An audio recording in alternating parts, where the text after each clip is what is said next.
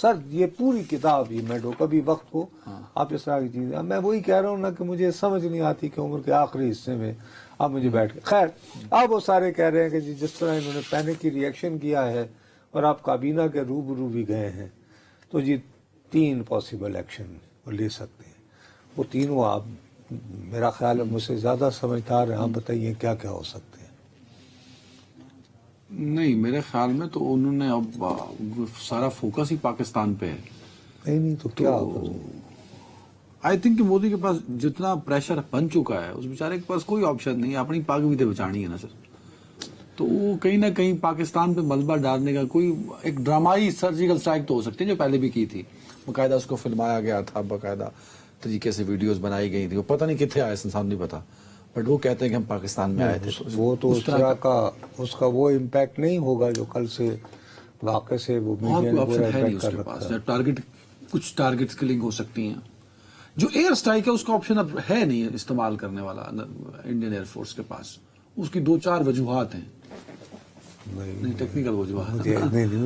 اب وہ مطلب یہ ایئر فورس والے بہتر طور پہ بتا سکتے ہیں. ان کے پاس جو فائٹر جیٹس جس پہ وہ رافیل جس کا نام ہے، جو اس کو 4.5 5th جنریشن کہتے ہیں، it's not completely 5th generation, 4.5 generation French ہیں. اب ان کو ان پہاڑوں میں استعمال کرنے کے لیے بھی کچھ ابھی ٹائم چاہیے ہوتا ہے. دس از ویری ٹیکنیکل ٹرم، میں مجھے نہیں اس کو استعمال کر سکتا. تو اب اس کے پاس ایئر کا آپشن نہیں ہے کیونکہ باقی رشین جیٹس کے ذریعے وہ کر چکا ہے ایکسپیریمنٹ اور ناکامی ہوئی اس کو.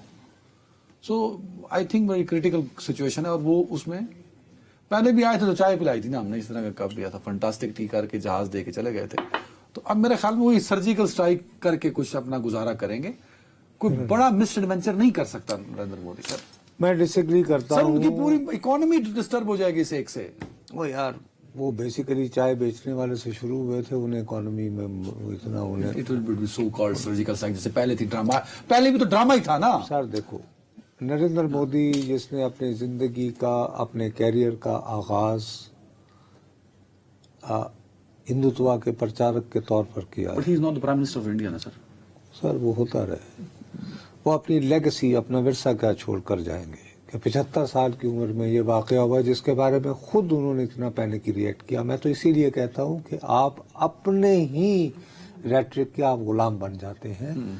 میں یہ کہہ رہا ہوں کہ مودی صاحب جو ہیں وہ یہ جو پینک موڈ میں جا کے نا اس کو اور ہائپ دے دی انہوں نے خود اپنے آپ کو مجبور کر دیا ہے کہ اب وہ پاکستان کے خلاف کوئی ایڈونچرس قسم کا جو ہے قدم اٹھائے، اور اٹھانے کی پوزیشن میں ہیں.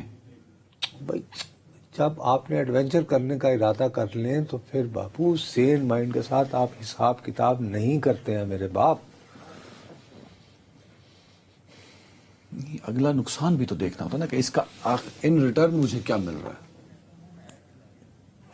میں آپ سے دوبارہ مطلب دیکھیں نا اس کا ریئیکشن بھی تو کوئی اگر آپ پینک موڈ میں چلے گئے، آپ کو میں نے ایئر اسٹرائک بتایا، they are not in the position to the use Rafale. یہ تو آپ کہہ رہے ہیں، میں نہیں کہہ رہا، یہ ایئر ایکسپرٹ کہہ رہے ہیں. آپ ایئر ایکسپرٹس کو بٹھائیے، اس کے پاس ایک اسٹرینتھ ہے نا رافیل کی، وہ یوز نہیں کر سکتا ایل او سی پہ.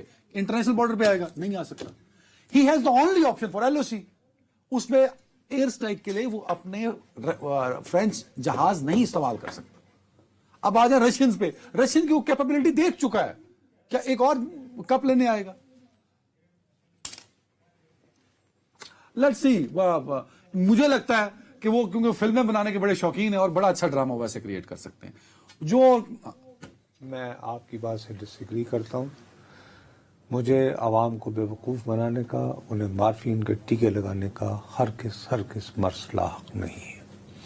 میں مصر ہوں کہ نریندر مودی جس پینک موڈ میں چلے گئے ہیں وہ اپنا نقصان کرے گا سر.